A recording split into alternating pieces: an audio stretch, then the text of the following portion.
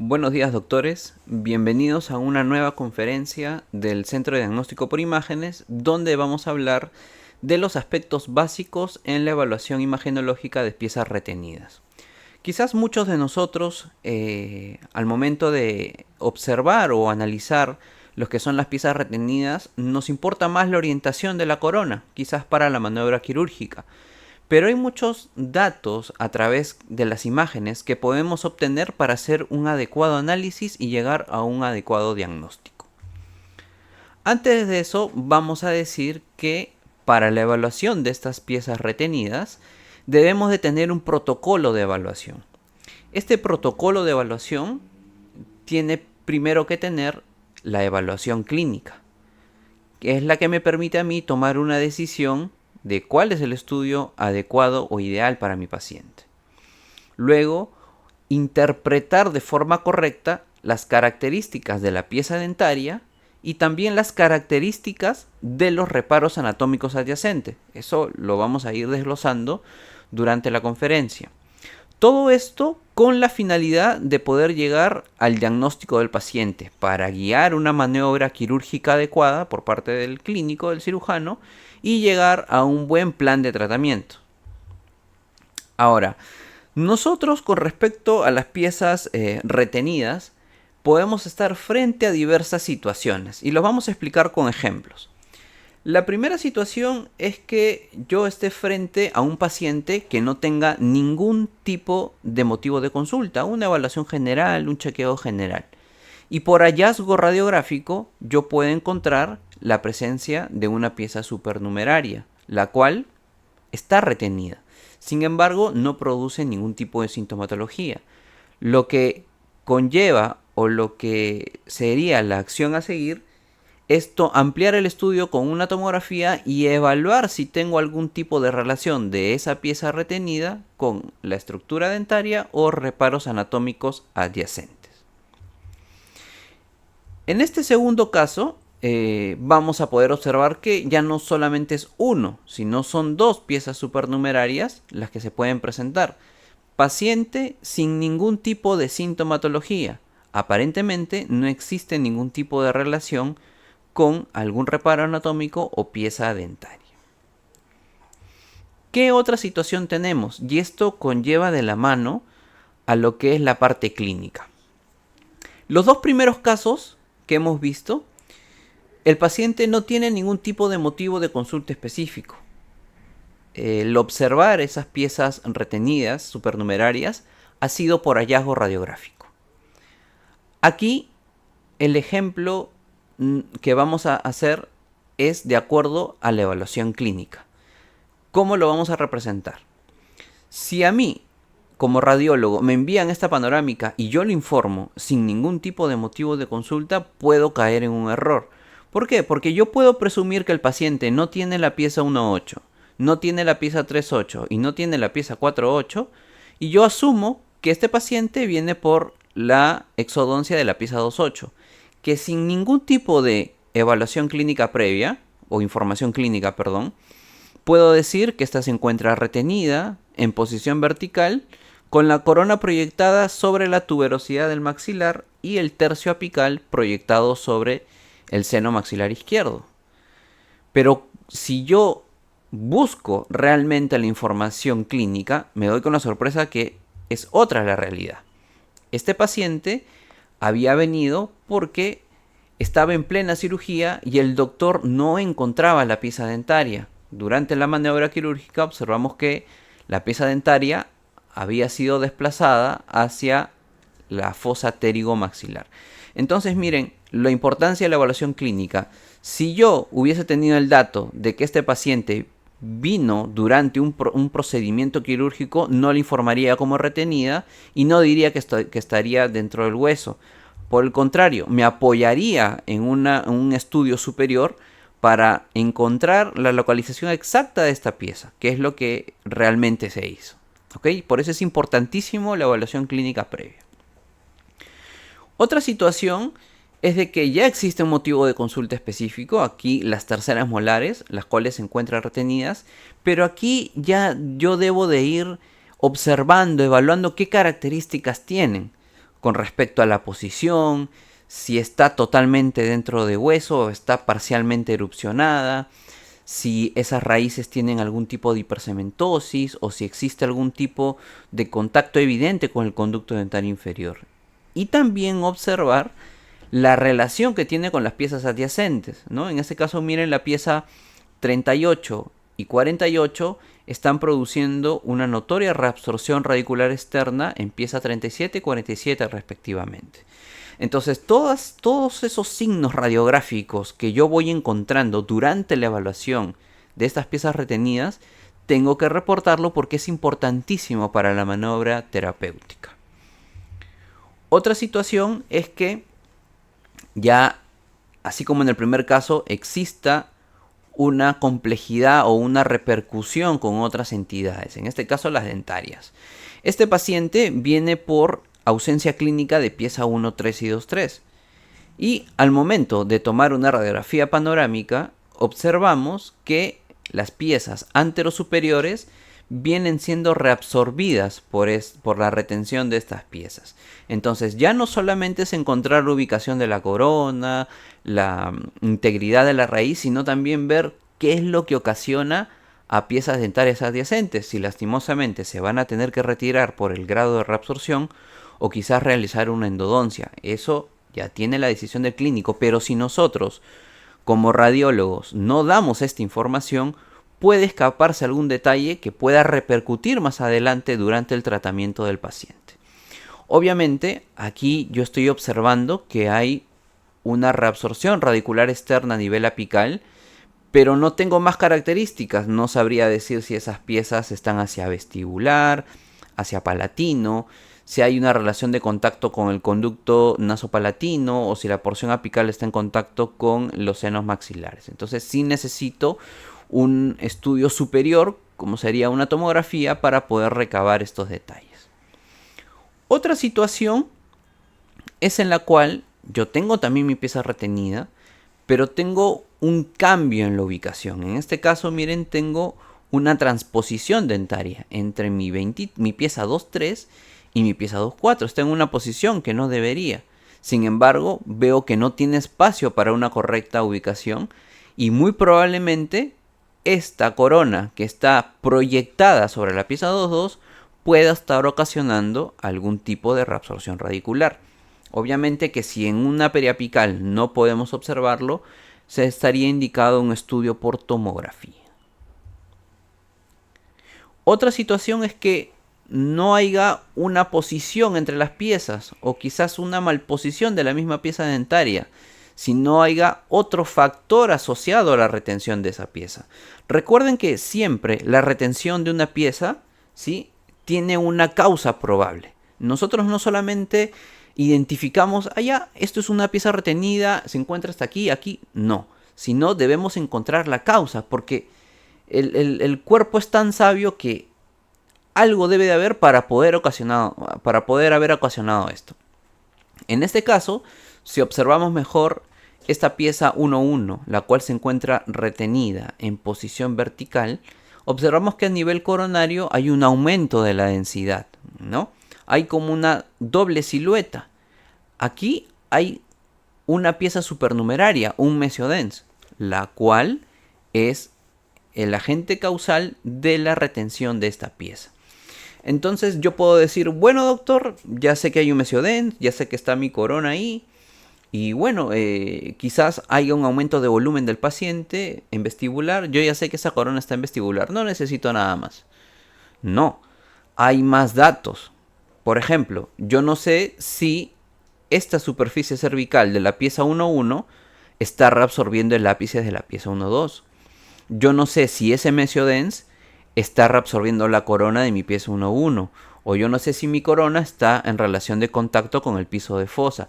Entonces, muchas características de las cuales yo pretendo extraer de mi imagen, muchas veces son opacadas por un estudio bidimensional. Por eso se dice que el 3D te desnuda lo que por proyección de imagen, una imagen bidimensional te esconde. Y efectivamente, miren, en este caso observamos que hay reabsorción radicular externa, pero del mesiodens. observamos pues que la corona de la pieza 1-1 está en relación al piso de fosa y también a tabla ósea vestibular, pero la cual está expandiendo y adelgazando. ¿Okay? El ápice del mesiodens está en relación al piso de fosa. Y vamos a observar que hay un pequeño compromiso, ¿no? Por lo menos de lámina dura, de lo que es el ápice radicular de pieza 1-2. Datos que en una imagen bidimensional no podemos extraer. Por eso hay que tener un uso adecuado de la tomografía en beneficio del paciente. Ahora, ¿qué otra situación? Aquí ya no tenemos un hallazgo radiográfico, no tenemos una malposición de la propia pieza dentaria, no tenemos una posición ectópica en otro cuadrante, ¿no? Ni tampoco una pieza supernumeraria. Acá tenemos una entidad patológica, ¿no? Hay patologías, ya sean quísticas, ya sean tumorales, ¿no? Que pueden ocasionar retención de piezas. En este caso, ¿por qué hay retención de la pieza 1-3? Por la presencia de ese odontoma compuesto en esa zona, que ha ocasionado, obviamente, que no haya una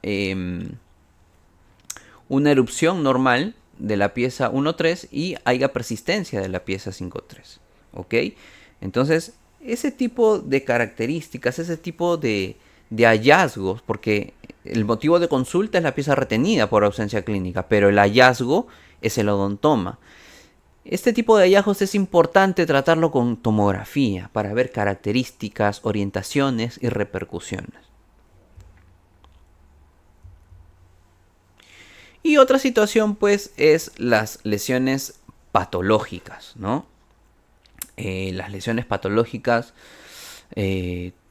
tumorales, quísticas, que producen no solamente una afectación a la pieza dentaria involucrada, sino también a estructuras anatómicas adyacentes, las cuales sufren diversos cambios. Y esos cambios son característicos, son partícipes de un conjunto de signos radiográficos que determina la característica y el diagnóstico de esa lesión. Expansión, adelgazamiento, erosión, reabsorción, etcétera, etcétera, que sumados en su conjunto van a poder o me van a permitir entablar un diagnóstico presuntivo. Pero también no debo fijarme solo en la lesión patológica, sino también en la característica de la pieza, porque al fin y al cabo esa pieza sigue estando retenida, ¿no? Asociada a una lesión tumoral, pero sigue estando retenida. Entonces, todo lo que hemos observado con estas situaciones podríamos resumirlo en este pequeño cuadro. ¿Ok? Para la evaluación de las piezas retenidas, fundamentalmente, una evaluación clínica previa. ¿Por qué? Porque el clínico puede luego de la evaluación, puede asumir varias hipótesis. ¿Qué hipótesis? Que la pieza esté retenida, ¿no? Que la pieza esté en una posición ectópica, ¿no? Quizás una transmigración dentaria en otro cuadrante, no lo sabemos.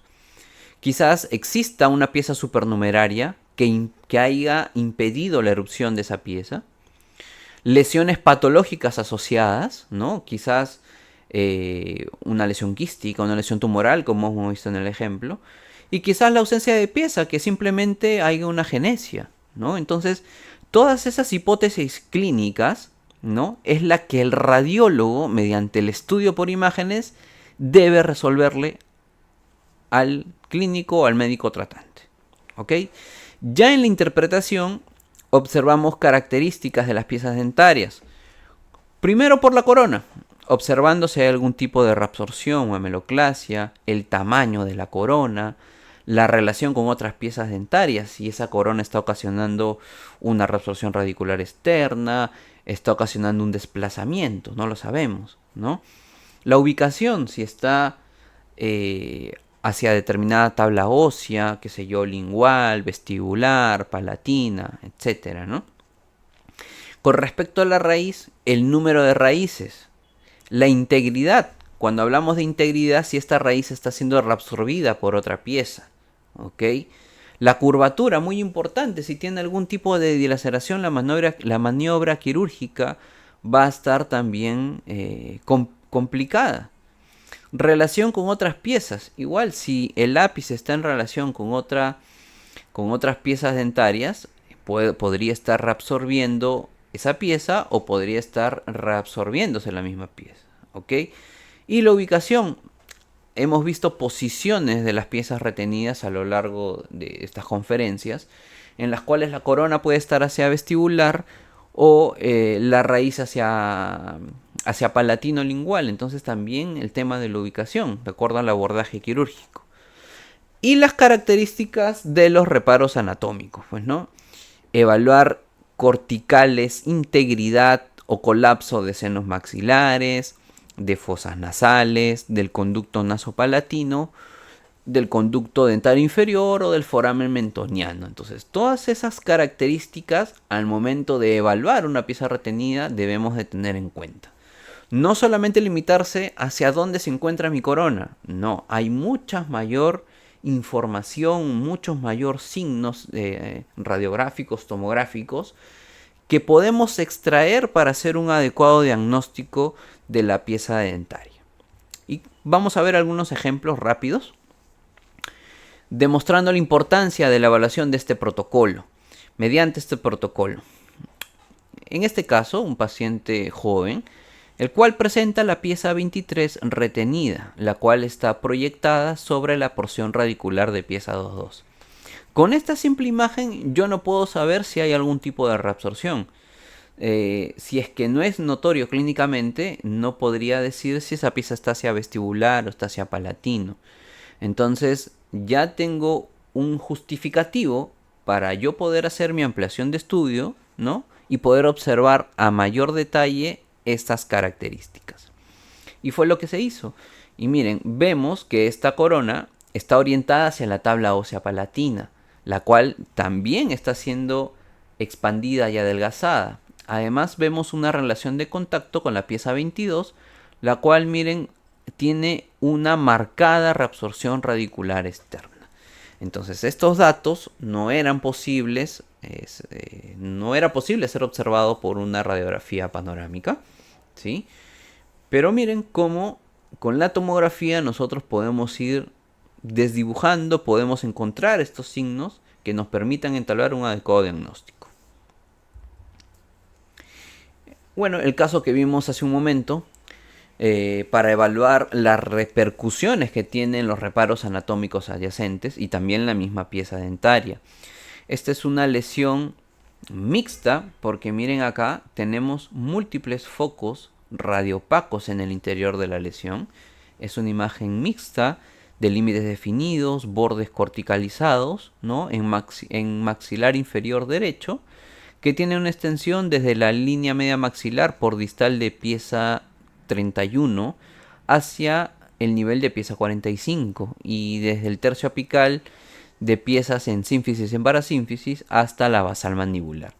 Esta lesión está en aparente asociación a la pieza 43 y que a simple vista vemos pues que el ápice se encuentra en basal mandibular y con una curvatura. Entonces, miren, importante para la maniobra quirúrgica. Al momento de evaluación por tomografía, observamos primero, ya que tenemos un estudio tomográfico, es importante tener las medidas, la extensión de la lesión. Es sumamente importante tener este dato. Luego miren cómo está la tabla ósea lingual expandiéndose, ¿sí? Y la tabla ósea vestibular, incluso ya la expansión ha llegado a tanto que está siendo erosionada. Y lo que habíamos dicho en la radiografía panorámica, la presencia de calcificaciones. Doctor, ya vi que en hueso o reparo anatómico importante está siendo comprometido. Y los dientes también, miren, los dientes hay pérdida de lámina dura. Entonces es una lesión la cual sí está comprometiendo varias estructuras a su alrededor. Características no es tema ahora, ¿no? Pero características de todos estos signos radiográficos pertenece a una determinada lesión. Observamos también la localización de la pieza 43 y miren cómo está la corona asociada a esta lesión patológica y la dilaceración radicular a nivel de basal mandibular. Esta corona está a nivel de tabla ósea vestibular. Entonces miren estos datos, los cuales son extraídos de una forma más clara, más precisa con el estudio tomográfico. Y ya finalizando, pues, el estudio asociado a lo más común que se puede encontrar, que es el odontoma compuesto, ¿no? Varias piezas retenidas, sobre todo los caninos o laterales, están asociados a una determinada prevalencia de la existencia de un odontoma compuesto en boca. ¿Ok? Obviamente que el motivo de consulta específico es la retención de la pieza.